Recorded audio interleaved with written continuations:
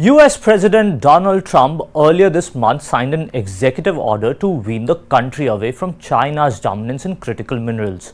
India has also been running a national critical minerals mission to establish a hold in this space. But is it enough, and can China's new export control orders on rare earth metals open the door for a China plus one strategy in the field? Welcome to Beyond Averages, our weekly data podcast.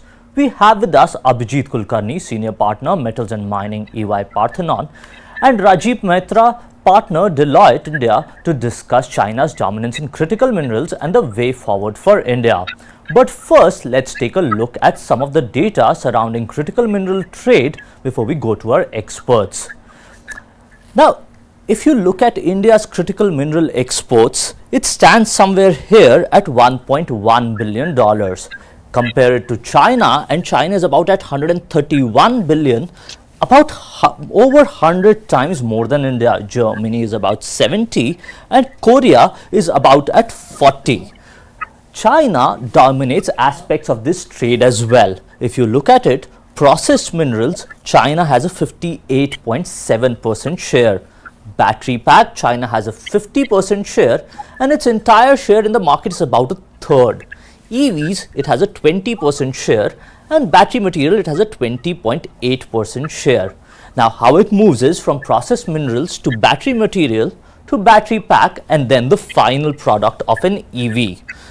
More important, let's compare how India and China's exports are different. Now, this is a percentage of their total exports in critical minerals. If you look at raw materials, India 23.1% share is going to raw materials. Then processed minerals is about 8.7 and battery material is 54.1 for India. For China, that's about 1.8, 6.3 and 11, much lower than India. But here it's where the game changes. For China, 50.4% of its trade comes from battery packs and about 30.5% from EVs. So in its entirety, while India exports more raw materials, China exports more finished products. Let's go to our experts to understand what's happening in this space. Abhijit, first to you. Welcome to the show. Thank you. India's critical mineral exports are minuscule compared to China. Can the country hope to establish a domain in the sector? I think we don't have a choice. We have to, establish a foothold, and not because China is doing X or somebody else is doing Y, because this is critical from not only the energy transition that's taking place and will be important for the next 10 to 50 years, but also for defense, electronics, and space, given the overall geopolitics in the world that is shaping up. You showed figures for China. Fact of the matter is China started 15, 20 years before. So the starting position is different. And therefore, my sense is not right to compare it on one chart.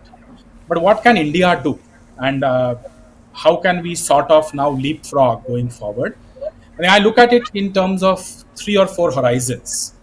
One is to say what kind of strategic. First horizon is all about stockpiling, which is what kind of strategic partnerships can India do, particularly with nations like Africa, US, the South America, Australia, and Russia, which are the main mineral bearing countries, both in mining and in processing. I think that will be an important element that we need to push forward. The second horizon is where you look at, and all these horizons, by the way, think about it as happening parallelly. Part of the work starts happening today, results start coming later. So the second horizon, which is more about looking at assets abroad, go and acquire assets which can then feed into our refining capacities. Third stage is where India, both in exploration as well as in processing, builds up its capability over the next 5 to 10 years. And finally, the fourth stage where you leapfrog. So it's a journey now between now to the next 10 to 20 years. It won't happen overnight.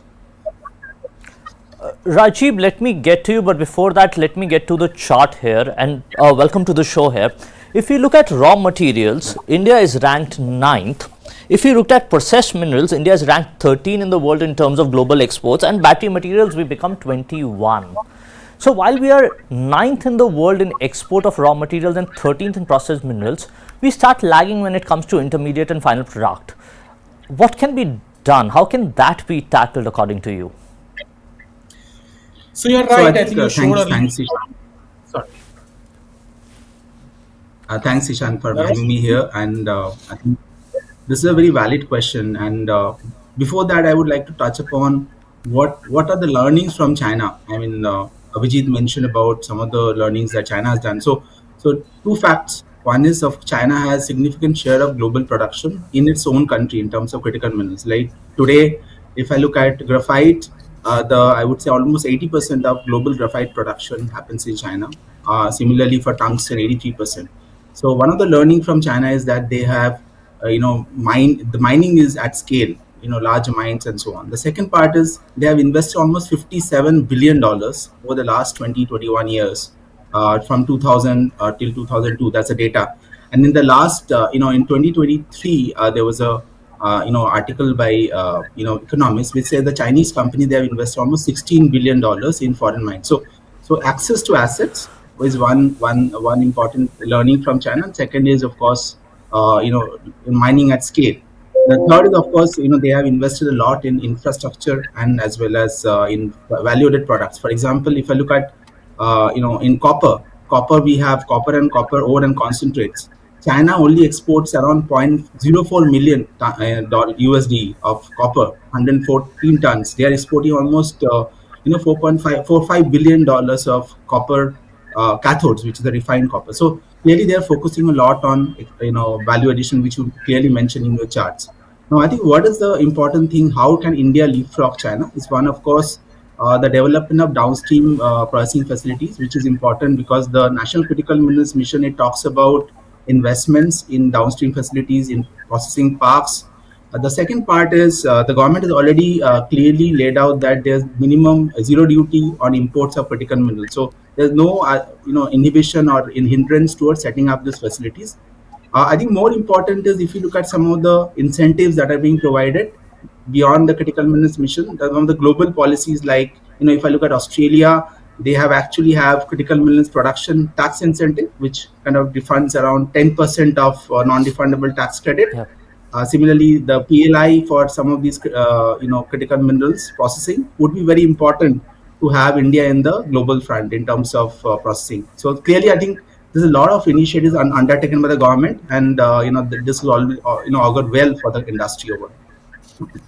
Abhijit, you were saying something in between regarding India's position. Do tell us what you were talking about. No, I was saying that about $1.3 billion of critical minerals that we export today, only about 25% is the more refined and high-end products, value-added products. 75% is still primary. And a lot of this is copper and aluminium. And that needs to change because China is 80% high refined products export against Yeah. 25% of others. Now, how that needs to change? Three things. One is the private sector has to invest, and they are. Hindalco, for example, Birla Copper, Vedanta Aluminium. So on copper and aluminium, a lot of these private players are pitching in, and a lot more needs to be done, but that needs to be fast-tracked. However, on the battery minerals and the other part, the defense and the aerospace space, things that I talked about, we lack in technology. And that is where the real partnerships will come from. Even rare earths, for that matter. I think GMDC is trying to put a very interesting thing on the table. But the constraint comes in refining and processing. And how do we do that? China basically controls this. And it takes, and the technology is not something that you just go and buy off the shelf. It is pretty iterative, depending on the ore and the end product that you want. And it takes 10, 15 years to refine this. China has done that. How can we do that and basically fast track, not take 10, 15 years, is do a set of uh, strategic partnerships with advanced metallurgical institutes, and they are there in Kazakhstan, in South Africa, in the US. Go after them, get that technology, have the partnerships, bring that into India, and do this in literally 5 to 10 years. That will be the main thing, backbone of making those exports. You've taken away my next Ishan, question just from me. Let me show you some data first. I'm sorry, Rajiv, just let me get back to you in a while. So, India's imports of critical minerals, if you look at it, has about jumped about 11 times during this last 10 years. More important, if you look at it, it's still reliant a lot on finished products. Now, you would assume that over a period of time, in a decade or so, India would rely more on the raw material so that it can produce its own finished product. But you look at it here, 67.9% in FY24 from about 43.6% in FY18. In terms of battery material, we've gone from 40.8% to 24.6%. Raw materials is 10.8 to 3.2, while processed mineral is 9 to 4.4, and all of it comes from China, at least most of it. It was 56.3% prior to the pandemic. Now it's 72.8% in terms of battery packs. In battery materials, it's gone from 17.8% to 19.4%. Processed minerals from 31.5 to 39.1, and raw minerals from 25.6 to 30.5. Now, going to you, Rajiv, you were saying something, right? A part to it added is, where can we look for partnerships regarding this trade? right. I think that's a very important question that you have. And if I look at the point that Abhijit mentioned, technology transfer is going to be a key in terms of developing the downstream facilities. But if I look at imports, I know India imports almost $5 billion of I mean more than that, and 42,000 crores is the import bill of critical minerals. But if I look at the recent trends in terms of imports, lithium carbonate, which is used for the manufacturing of lithium cells, 25% of imports was from China, but remaining imports were diversified from US, Belgium, Germany, Chile, Canada, etc. Chile and Japan, for example, they've come about as sources for imports. Similarly, if I look at 38% of lithium oxide and hydroxides are sourced from China, remaining are diversified. So clearly, I think some of these geographies, like if I look at Chile, especially for say some of the critical minerals, Australia has a partnership which is a very close partnership with India. They are emerging as a key source of critical minerals like nickel oxides and hydroxide. There has been upsurge in Australia import from Australia. Clearly, that is one area that where we are diversifying, and there are partnerships available. For example, India has several partnerships, be it the Quad, be it SCRI, which is supply chains initiative, the Indo-Pacific Economic Framework for Prosperity, IPEF, and is India Australia Critical Minerals Investment Partnership. These all are contributing for the resilience in supply chain in terms of sourcing beyond China, and globally also. All the countries are moving to China plus one for their supply chain diversification, and clearly India, along with these countries, and especially with countries like South American countries like Chile. Recently, we had a MOU with Chile, then Argentina, and more importantly, the African countries like Zambia, Namibia, Congo, Ghana, Mozambique. These are coming about as one of the key countries for both investments as well as partnerships or collaboration for the Indian critical minerals industry. Abhijit and Rajiv, going back to you first, Abhijit, then Rajiv. When you talk about technology transfer, one thing that comes up to my mind is there enough R&D in the field? Right. So, do we need to do more R&D in terms of carving out more niches? And two, there's a talk about recycling components as well. Is that a field that we can get into where we recycle more so that we can get more out of our buck? Abhijit first. Yeah. No, I think on both, your short answer is yes. This is not an or problem to be solved. It's an and problem to be solved. I think all elements have to be done together. So while we do partnerships early on, I think the backbone of building that R&D in India is very, very critical. Both the government and the private sector will have a role to play in this. Private sector needs to do much more than what they are doing today. I think the only way to do it is start with those partnerships, let the exchanges happen, and then build it in house purely for more profits. I think that's the way capitalist world understands and works. That's what will happen in India. On the second question, which is recycling, I think is very, very critical, because as you see, most of these think about all these elements which are coming, whether all the way from silver to copper to even aluminium for that matter, steel, which is not necessarily a part of critical minerals as per Yeah. definition, but recycling will start playing a very important role in adding to the supply crunch which will happen in many of these critical minerals. And therefore, that this is one place where we can be ahead of the curve, set up units, take help of countries and partnerships outside, and make something at scale in India. Rajiv, going to you, there was a time in the 90s, I remember, where we didn't do shipbuilding. China did shipbuilding very well. Even Donald Trump talked about it. But we did ship repairing. We never moved one step ahead of that. Do you think this is the right time to invest in all these recycling components and also more in R&D? Also, adding to that point, what can the government do to actually help push this R&D? Yeah, thanks, Ishan.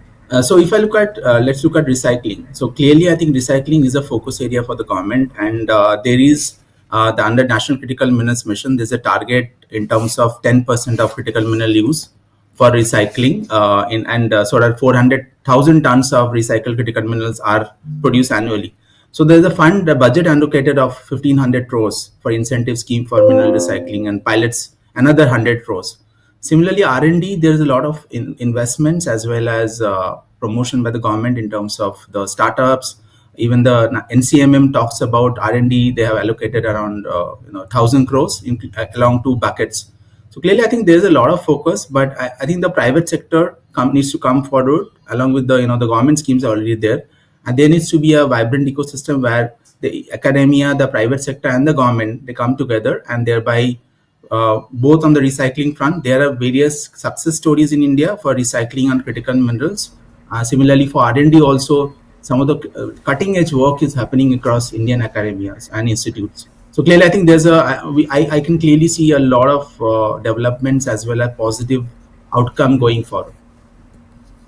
Now, when we are talking about geopolitical developments, Abhijit, first to you, then to Rajiv again. What do you make of China's export controls? I was reading an article over the weekend, and it suggested that India could indeed have been present with an opportunity, especially with these export controls in terms of establishing supply chains. You just talked about Australia. We can get more from Australia and other countries, given that there's this China-US trade tension. So does this open the door for a China plus one strategy within the critical mineral space? And the simple answer again is yes. First, let's look at what China is doing. And I wanted to emphasize on this antimony. And I'm taking an example of antimony, which is used in explosives, cartridges, a critical mineral. And China controls 80-85% of this. They have significantly over the last few years dropped exports of this strategically. And therefore, it becomes very important. Now, not only is it is a China plus one, but also for maintaining balance overall in the geopolitical order. I think we need to think about balance of saying how some of these minerals can be both produced and processed, and how can we sort of balance some of these very critical minerals that come. Secondly, I think as China closes down on some of these for its own benefits, it does present an opportunity for India, purely because we have good resources, we have good mining engineers, we have good technologists, and we have, good capabilities to be able to take this and do the production at scale. That is how I feel that a lot of these things, the refining part of which I'm sort of emphasizing time and again, can be fast tracked and can be produced at scale in India. Rajiv, over to you on this question. Yeah, I think Abhijit mentioned about antimony. Now I'll give you an example of gallium, and of course, China Plus One is an opportunity for India, and probably this opportunity, there's a limited time period. We need to capture the some of the opportunity globally and in other countries. So if I look at gallium, the total production in China is around 99% of global. Gallium goes into very strategic, as a raw material for strategic end users in terms of defense and others. So clearly, I think if I clearly look at gallium, which is also part of the export control, gallium comes from the byproduct of aluminium. India produces almost 4 million tons of 4+ million tons of aluminium, and alumina is even higher. It's part of the alumina. So clearly, I think what is coming about is all these are opportunities, and we need to invest in extraction of these minerals, be it from Indian mines, global mines, and also from a recycling and as a byproduct, from our other industries. So I think this is an opportunity, and we need to capture it well and quickly. That's what, and in the industry, the private sector, public sector, and academia. Again, I'm repeating this point. They need to come together to capture this window of opportunity. Now, talking about the quickly part, it's interesting that you mentioned that. Let me mention a figure to you. Right, if you look at it, in 2020-21, about 95 exploration projects is what the government had taken. Right, switch to 24-25, and this has grown about 3x, right, to 165 if I'm not mistaken, 195 actually if I'm not mistaken. Also, if you look at rather double to 195, government is planning about 1200 projects to be explored within the National Critical Minerals Mission. The time period though for this is 2030, right? 4 years. Do we have 4 years, Abhijit, or do we need to move faster with partnerships and other domains? I think the reason I started and I'm emphasizing on partnerships is exactly this. See, an exploration cycle, it's not a 4-year cycle. It's a 10 to 15-year cycle before which anything can come into production. So these are parallel things. If we don't increase the exploration today, we should have started this 20 years back. But better late than never. Der aaye durust aaye. We have to fast track that. Has to happen. But in the meantime, to what Rajiv said, given that we have to do it quickly, it only can be done right now, immediately through partnership. Get the technology, do it in collaboration. Our countries which are friendly, Russia is friendly, Australia is friendly, US is friendly, South Africa is friendly, South America is friendly. These are the nations, these are the places where these minerals are available.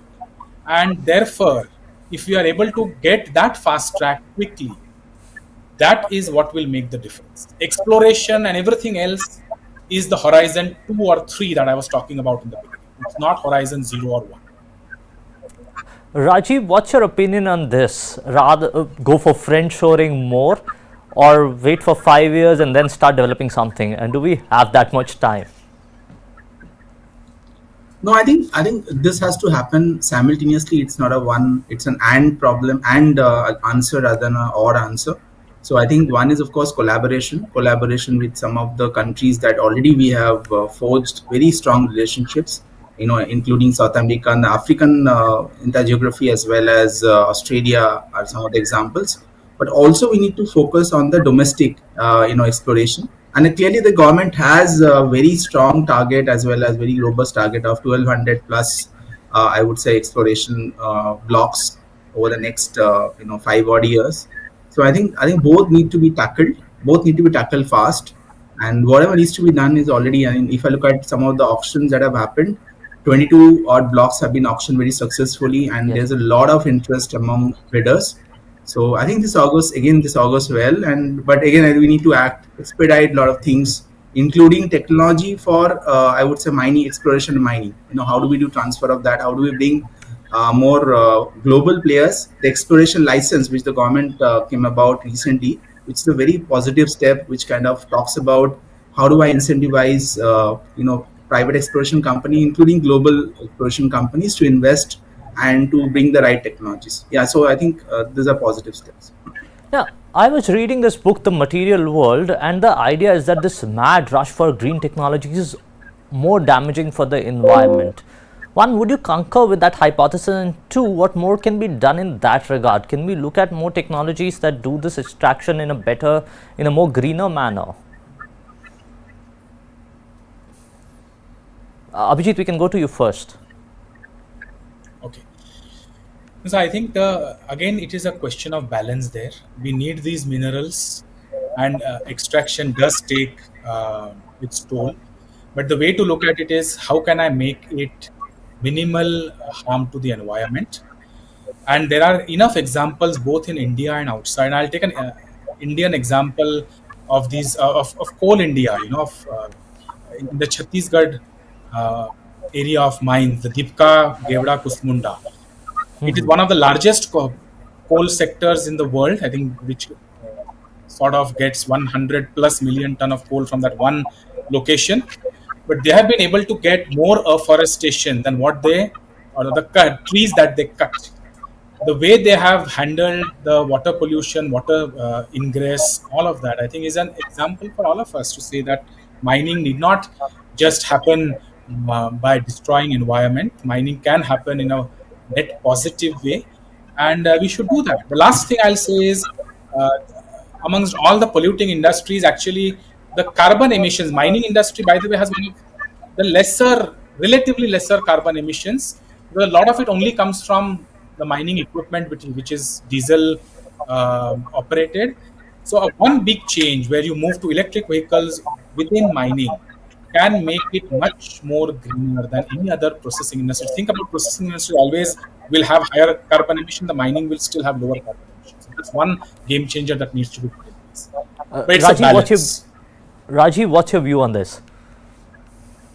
Yeah, I think I'll put the problem into two parts. One is the mining and exploration. The second is the processing part. So if I look at mining and exploration, clearly I think all these critical minerals, most of these are deep seated minerals, and then we need underground mining. And underground mining is a very environment friendly mining, and of course electrification of fleet is one very positive approach in that direction.